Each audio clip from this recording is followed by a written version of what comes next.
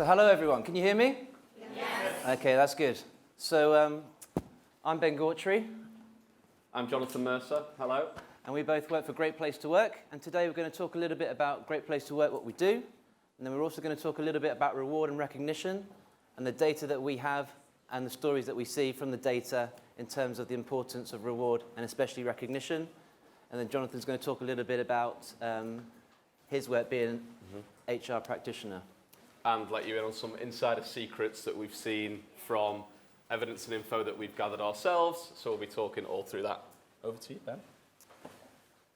Okay, well, thank you for giving up your time to see us. So our mission is to build a better society by helping to create great places to work for all.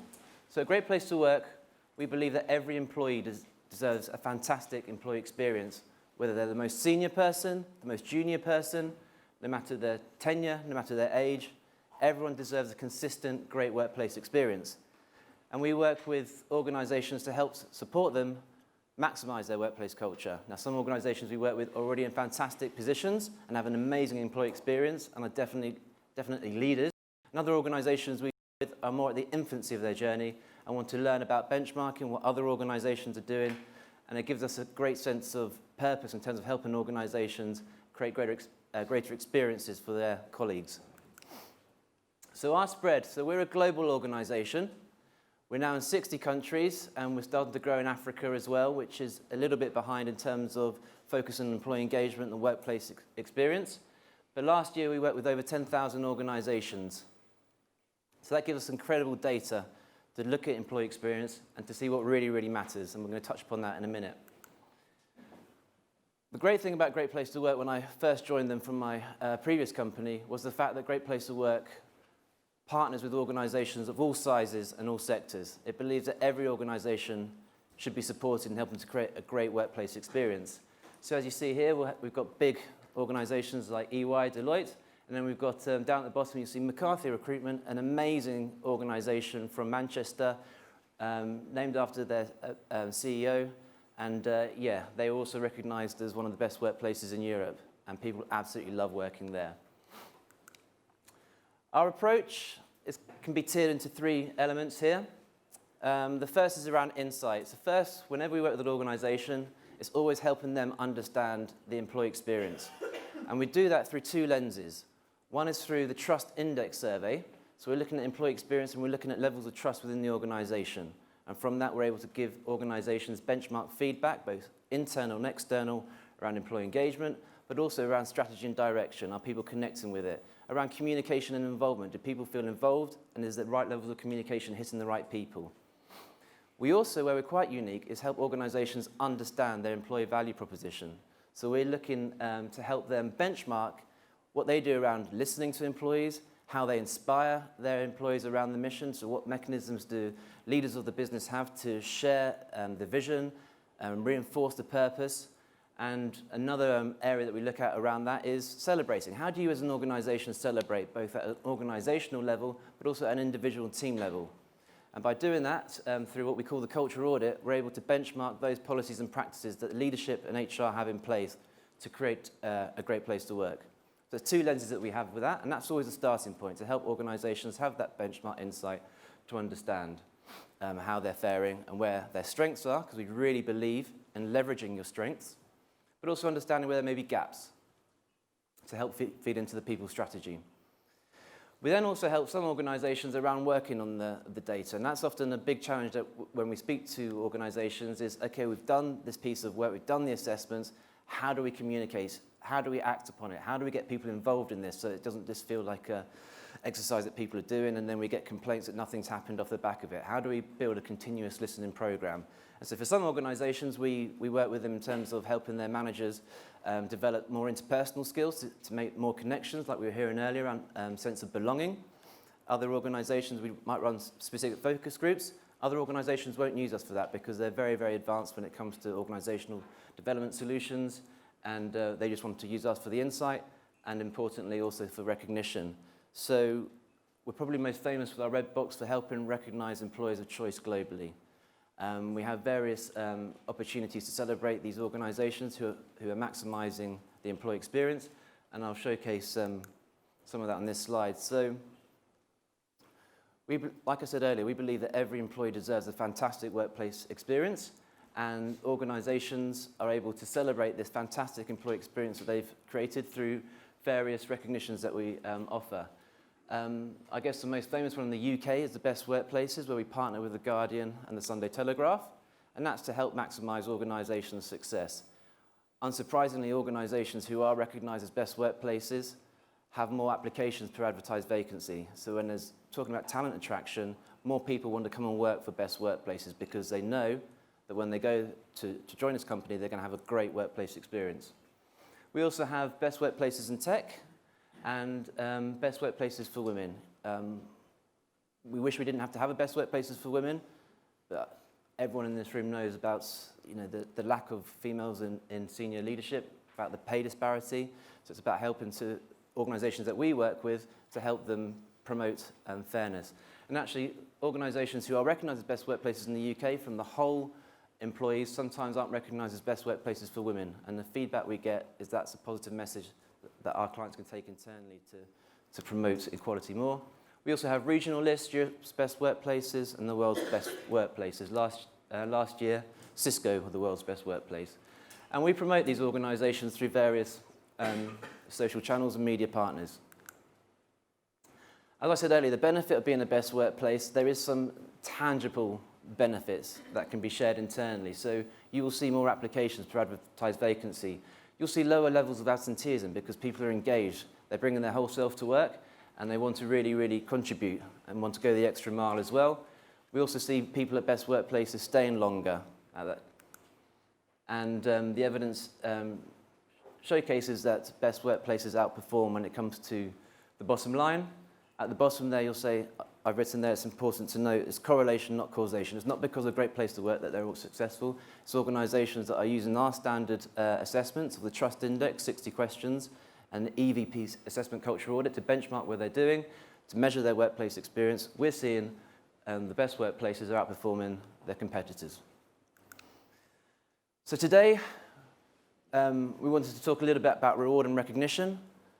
We love working with Reward Gateway. We're one of their clients. It's transformed our organisation in many, many ways, and we're now looking to reorganise our platform. It's time for a reshuffle as we've grown a little bit in headcount. But today I just wanted to share a bit of what our data shows around reward and recognition. And some of this you will already be aware of, but yeah, just wanted to emphasise what our data from the last couple of years is showing us. So first of all, I'll start with probably what everyone in this room knows, is that what attracts candidates, irrespective of age, is salary and financial rewards. And you'll also see the other attractants are all quite similar there.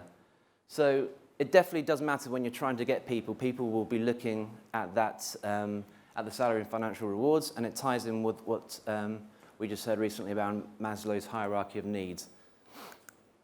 But what we also see around the best workplaces and the national average, so we conduct a panel study every year around what's the national average in the UK, because organisations choose to work with us, so it's a homogeneous sample. So often it's more weighted to great workplaces that we work with. So it's interesting here around the scores around two questions that we ask around reward, and it's to do about fairness. And actually yesterday, we were internally discussing an organisation we work with who had a really, really interesting way of trying to talk about salary rises each year. And they've introduced a salary board. They try to re-emphasise to employees about what the national inflation rate is so they can tie in so employees understand reasons for salary increases and so that they feel it's a fair increase. But what we'll see here is that irrespective of what organisation you work for, everyone feels that they should be paid more money. That's the importance of having benchmarks. So pay is important to get people in. But I guess once you've got people in, you want them to be engaged. And employee engagement that we look at Great Place to Work is made up of a number of statements. So it's around pride, how much pride an individual feels. It's around intention to stay. It's around motivation. It's around advocacy. It's around that willingness to go the extra mile. And obviously, if you've got great people in, you want to keep them. We heard earlier around recruitment costs as well, and the impact it has on other team members. And you want them to stay as well. And what we see is that whilst it's the top priority for when choosing a job, it's definitely not a predictor of employee engagement or retention. And I'll come into some of the what drives engagement or retention. And yeah, such upon Maslow's hierarchy of needs there. It's around, once that basic need is met, it's around respect and credibility from leadership, that authenticity. It's around consistency of experience. It is around teamwork, as we heard earlier. It really is about camaraderie. And it's also about recognition as well, and self-fulfillment. And the way that we see it is there is more to reward than just pay. And Jonathan will touch upon reward and how we should think of it more than just pay, and we should think about being more, instead of segmenting recognition and pay and career and development, we should think about a total rewards in our organization. And I always think this is quite interesting, that an employee can earn the same amount of money with you as competitors, but when it comes to belonging to a strong, enjoyable team, earning respect and having opportunities for career growth and personal development, employees aren't all created equal when rewarding colleagues. And so yeah, the formatting's gone a bit awry, but but anyway, the importance of this is what drives engagement. So as I mentioned earlier, a great place to work, we typically ask 60 questions. Some organizations ask for more. We ask for 60 questions. Within that, we have an employee engagement construct, which is typically between 7 to 8 statements, covering what I mentioned earlier, pride, motivation. And what we see is and by having 60 statements, it means you can start to look at the relationships through regression analysis in terms of what drives engagement, because engagement is a silver bullet. Everyone wants a workforce where there's a healthy work-life balance, where people are motivated, where they're willing to go the extra mile. And what we see here is recognition is really, really important for employee engagement. Teamwork, definitely important, but in all the organizations that I've had the pleasure of working with, typically the highest scoring statements are always around colleagues and teamwork. I mentioned earlier about authenticity of leadership. That covers values and ethics. To be a successful organization, you have to have the right leadership. But it's very, very important to look at recognition as how important it is to drive an engagement. So you've got people in around with pay, and to keep them, you really need to think about your recognition and how you recognize those employees. And I also mentioned about intention to stay. So you've got people in, they're feeling engaged, you want them to stay. Again, we see teamwork and values and ethics, but we also see recognition. So not only does recognition play a critical part in terms of engagement, it plays a huge part in allowing people, or wanting people to stay, and them wanting to stay. And an interesting stat from CIPD was top reason for employees leaving a company is lack of recognition. And our data does confirm that. So we measure in our survey reward and recognition through 3 questions each to help organizations understand when they're looking at the data what categories are important to them. And 3 questions that we look at are recognition around management shows a sincere interest in me as a person, not just as an employee. Management shows an appreciation for good work and extra effort, and everyone has an opportunity to get special recognition. And Jonathan's going to share some interesting practices that other organizations are utilizing around reward and recognition. But it's, if there's one thing that you take away from today and our session, it's definitely the importance of recognition and how you're empowering your colleagues in your organization, managers, peer-to-peers, about how to recognize each other. And again here, so if you remember the reward questions, they're a bit lower. If you look at the best workplaces here, they're very high scores around recognition, and there's a significant gap between the national average as well. And so what we're seeing from these organizations, and as I mentioned earlier around the best workplaces, these are organizations who are having more applicants, have lower levels of absenteeism, have higher retention, have high productivity and profitability, that they're scoring really, really well when it comes to recognition. And as I said earlier, recognition can be given in a variety of ways, and it doesn't break the bank. So that's a little bit about reward and recognition, and we thought that people would be interested to see what other organisations are doing, hopefully to provide some seeds of inspiration. Perfect. Thanks, Ben. So when we were asked to come and give this talk and this presentation, Ben and I sat down with our in-house list management team. So basically, we've got a team in our organisation that collates all the data through our culture audits that we run. And they are then broken down into different sections, reward and recognition being two of those. And Ben and I and Abby, our list manager, as I said, went through with a fine-tooth comb and said, okay, what do we want to talk about today? What do we want to share? What do we want people to know about? And something that we come across, or came across when we was doing this, that it really varies what different sizes of organisations do. We split our organisations into super large, large, medium and small. Some of the super large businesses are able to just throw huge amounts of money at rewards and recognition and do amazing things. And some businesses obviously aren't. So we've sat through and gone, okay, let's try and get different variable things for different sizes of organisations here. So I'm going to talk through the reward and recognition side of what some of the best practices are for the best businesses, best places to work in the UK. Okay.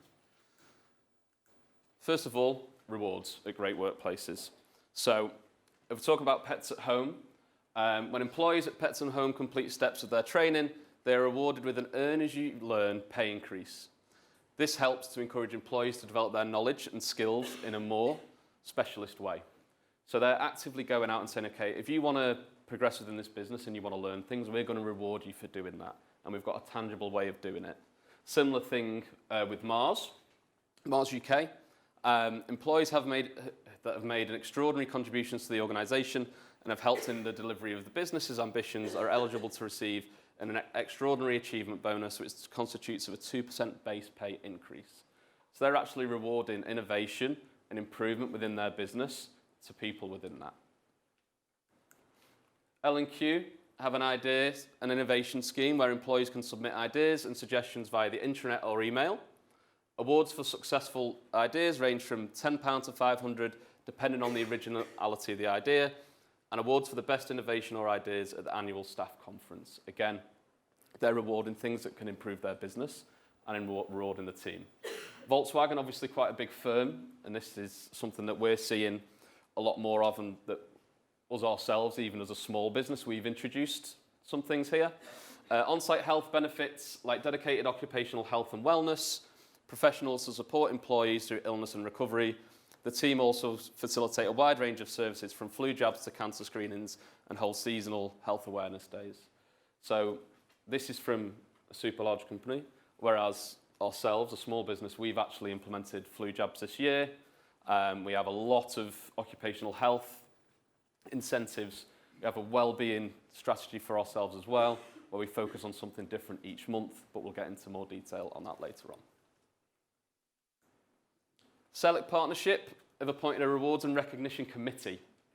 So versus or just saying what they think should be in there, they've actually got the buy-in from the business, which is made up of employees from all levels and areas of the business to gather honest, constructive feedback on how employees are rewarded across the business. Something that we see when we're conducting our culture audits and our trust index surveys is we have the question that Ben mentioned earlier on about, I feel that I'm paid fairly in this organisation.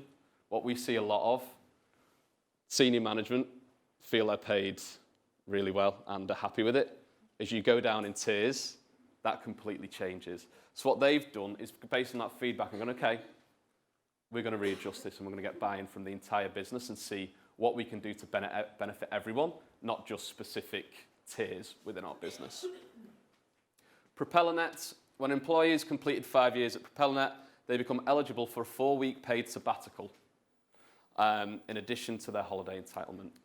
Quite a good one. It's something that, again, we're seeing a growth in, sabbaticals with mobile working as well. This is something that we're seeing quite a lot of. And we've introduced something similar, which we'll touch on when we get to our journey and story. Baird, during the interview process, Baird explained the firm's compensation philosophy, which rewards hard work, but also teamwork. Candidates who react negatively to this or who demand top cash guarantees demonstrate they are not a good fit for the business. So they're actually doing it pre-employment. They're really embedding their culture and their reward strategy right from the off. And they're using that as a major factor to who they bring into their team. If this person's going to come in and say, no, I want this, this, and this, they're not right for that business. They want people to grow with them. And this is a small firm. This is a business that we will class as a small firm. And TM, Charlton Morris, in the run-up to Christmas, Charlton Morris has a number of presents, one for each day that anyone can win. Everyone in the business is capable of getting send-outs, so it creates a really exciting atmosphere in the office in what can be a quiet time. A lot of businesses and a lot of people in here, Christmas or the lead up to that will be your busiest time. I know for us it 100% is. So this is a big thing that we're able to do to incentivize people at that toughest time of the year.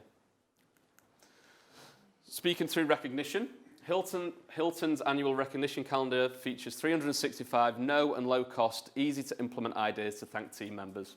The calendar includes reminders and tips for enterprise-wise brand and department recognition programs, appreciation best practices, and important location or department-specific recognition dates.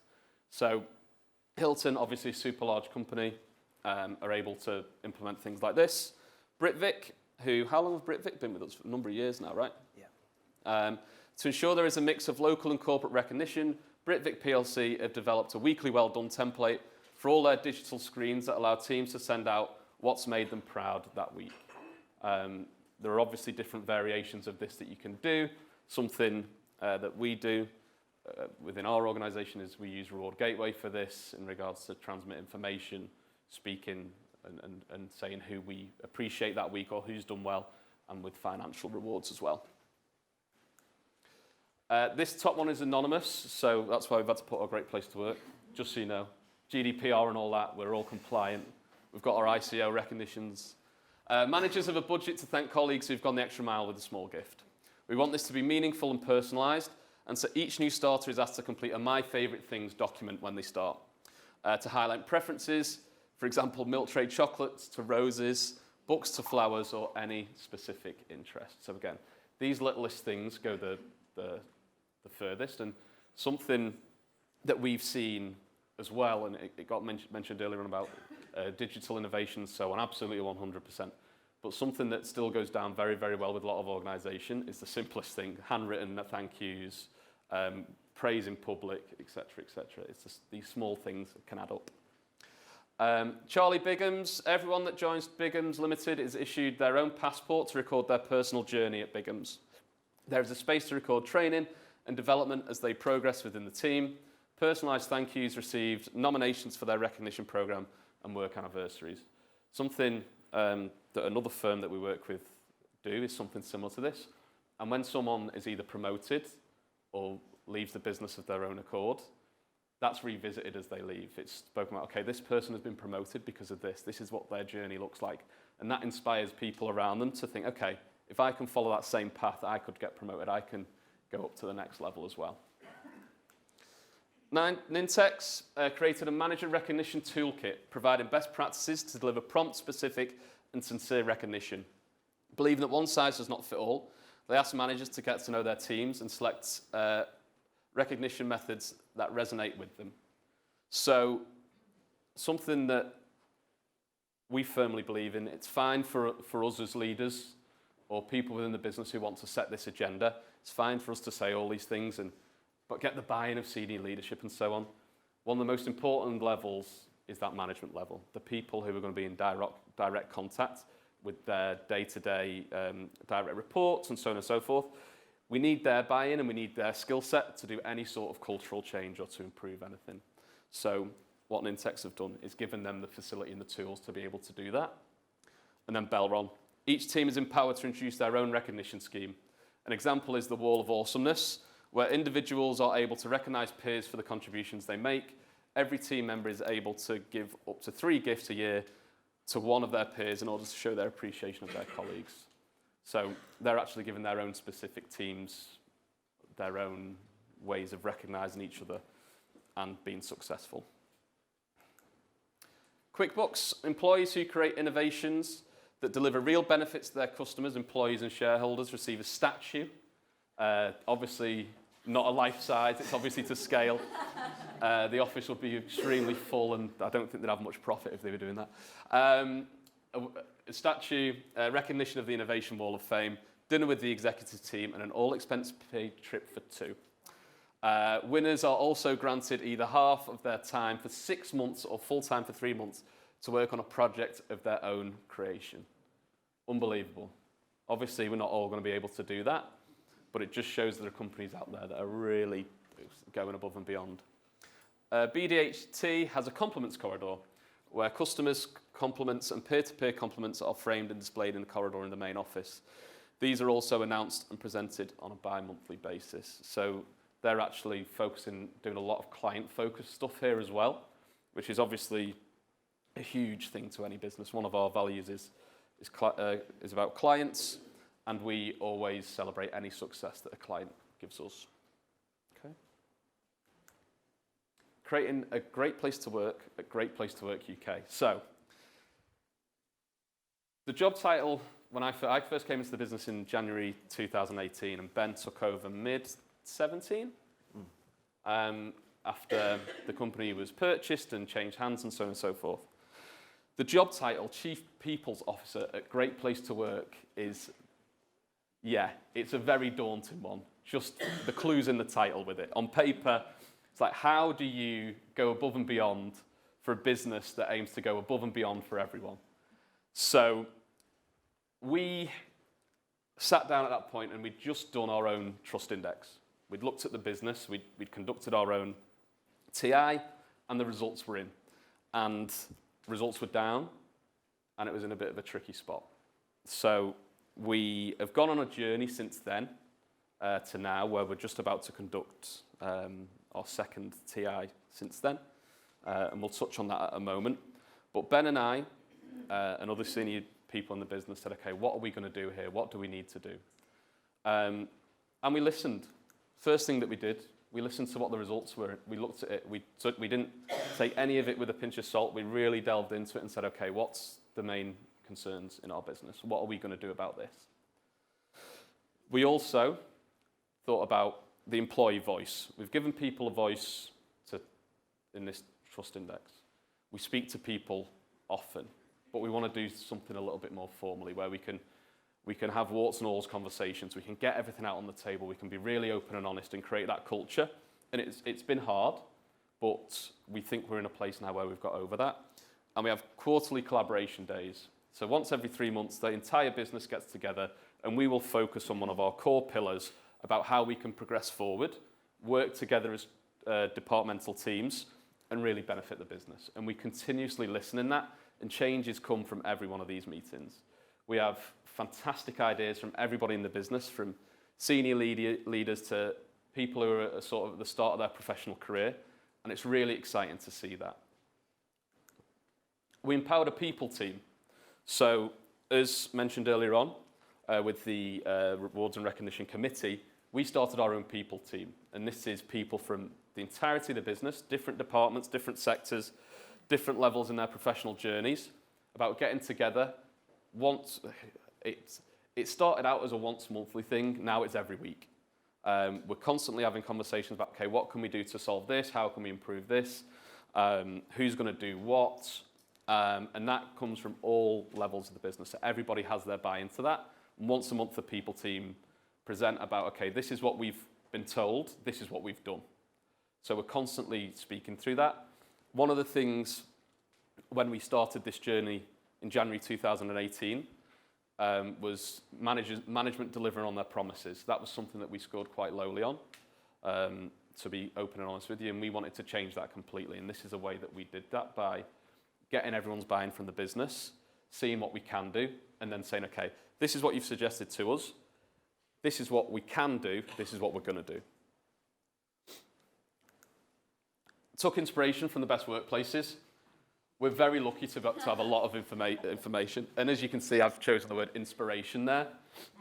We've been able to go through and okay, what are the best small businesses doing in regards to teamwork? What are they doing in regards to development? So we were in a lucky position to be able to say, okay, what would fit our business versus something that might be completely culturally alien?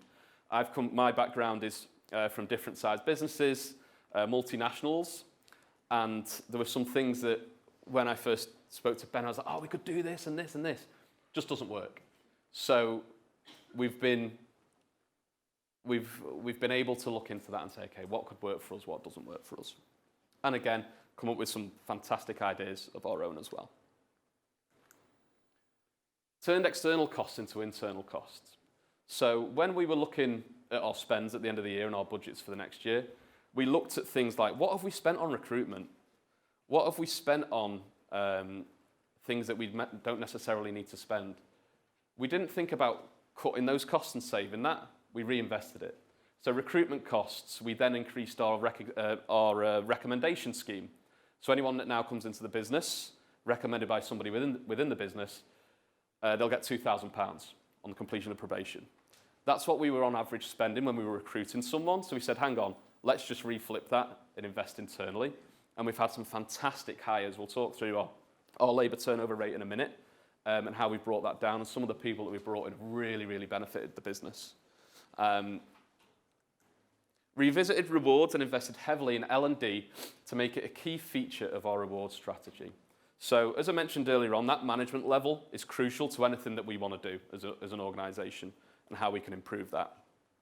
We've invested heavily in our learning and development budget, using some fantastic external businesses, using some great digital things. We're currently using a platform called Learnably. I don't know if anyone's on that or using it. Really, really good. I would strongly recommend it. And we've done a huge focus about what are you doing for yourself? What are you doing for your learning? We found at times people just wanted to be spoon-fed things. Okay, you tell me what I need to improve on. You recommend the course and I'll just do it.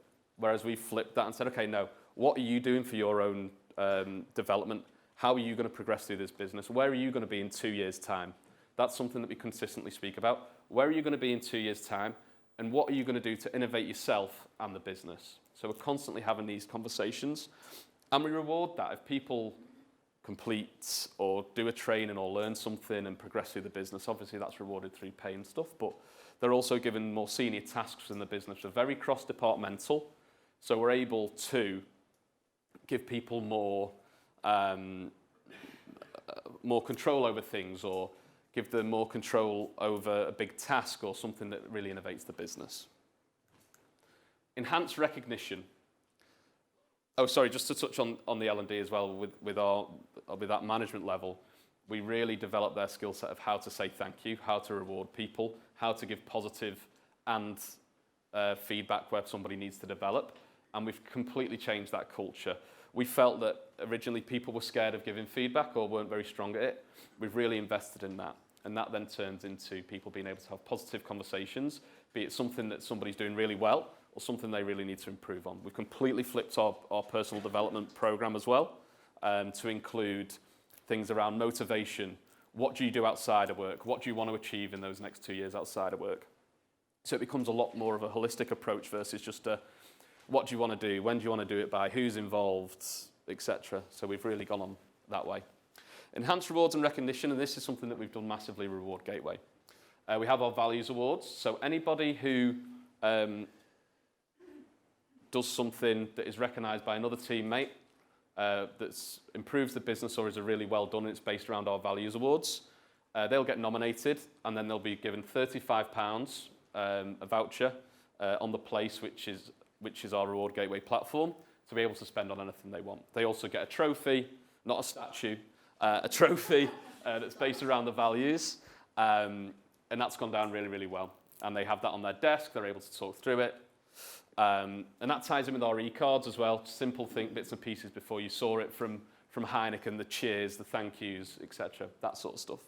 Shining Star, so this is a global thing. Shining Star is the best people in our business globally go to San Francisco, all expenses paid, to see our corporate head office for conferences and so on. So we get to send people over there. Outstanding achievement. So anyone who does something amazing within the business that we feel innovates or moves it forward gets a cash prize of anywhere from £500 to £1,000 based on how good it is. And we've had some things with that. We've also introduced, in that sense as well, life-changing awards. So if somebody gets married, has a baby, moves house, a bereavement, something along those lines, we pay a cash bonus to that person as a, here you go, set yourself up. Monthly thank yous, highlighting client feedback. As I mentioned, it's posted all over the office. It's discussed in our meetings with everyone. One-to-one thank yous and public praise as well. Something that we've invested in as well is a program called A Great Place to Go. We're quite lucky, the fact that we're a business. Ben said we're all over the world. There's 800 employees, but we're the UK branch of that. So we've got offices everywhere. We've had people from our office go to Australia for 2 months and work out the Australia office. We've had people from Brazil come to us. We've had people from Italy come to us. We've got one of our guys who wants to go to Buenos Aires in January next year. So we're able to move people around, and all we do is still pay that person's salary. It's up to them to get the flight. The accommodation is booked from the other side, from the other country. And best practices are shared. So we're not only rewarding people who are fantastic and want to do something like that, we're also getting back great ideas and innovation from around the world. So it's absolutely brilliant. And it's worked really, really well for us. So these are some of the things that we did straight from the off, and we continue to grow this and we continue to develop, and we're always coming up with ideas and trying to figure things out. But some of the results of this, from trusting our own methodology and introducing some of these best practices that we've shared and talking through bits and pieces, we've seen some really good results. 7% voluntary labour turnover. When we started this in 2017, it was around about 20%. So we've brought that down double digit. We've also identified people that we didn't think fitted within the business anymore, based on the direction we wanted to move through, performance, and we've exited people out and brought in fantastic new talent. 15% increase in our own trust index score. If we were speaking to a client and they'd increased 15% in a year, it would be unbelievable. So when we got this through, we couldn't believe it. We were absolutely delighted. And the increase was in those areas that we really wanted to develop. 8 internal promotions. So we've seen that development has really increased people through the business. Increased profitability by over 10%. Fantastic. Increased sales by 11%. Significant reduction in recruitment costs. This was massive. We were bringing in a lot of people externally, paying a hell of a lot of money. The previous Encompassers didn't have a very good deal with the recruitment agency either. Something that we sorted. So yeah, but we've seen a significant reduction in that. And we've seen an increase in our recommendation scheme as well in people coming into the business. Sickness days reduced to less than 2 days average. It was something that was massive within the business, and we've seen a huge decline in that as well. We're quite a flexible business as it is. We allow, you've got to be in the office 3 days a week. Tuesday and Wednesday for collaboration, where everyone's in together. You have to be in on those days. One other day, and then the rest of the time you can be wherever, as long as you're contactable, doing your work, and you're ready to go. And we've seen a massive reduction in our sickness. We introduced like bits and pieces, and we talk about the well-being and stuff, just to go off a tangent. Summer Fridays is something that we introduced, which when we first introduced that, some people were fuming about it. By the end of the first summer, when you get to leave on a Friday afternoon at 2 o'clock, everyone talks about it. I had a question, what are we in early February now? I had a question yesterday, when are the summer hours starting? Still dark at 6 o'clock, like, come on. But these sort of things that we introduced around our well-being have seen a massive decrease in sick days within the business. It's important to mention about the summer days is because our busiest period is often Q4, Q1, so people are often having to work a little bit extra, and we don't pay overtime. And it's not every day, but sometimes they stay a bit extra, and we don't want to be an organisation where that becomes a norm. I'm sure we've been in organisations where if you leave before 8 p.m, everyone says, why are you leaving so early? So we recognise that people were working extra. We know that summer's a bit of a down period for us, quiet period, so we thought we'd trial, if it's signed off by a line manager, for that person to have a half day on Friday.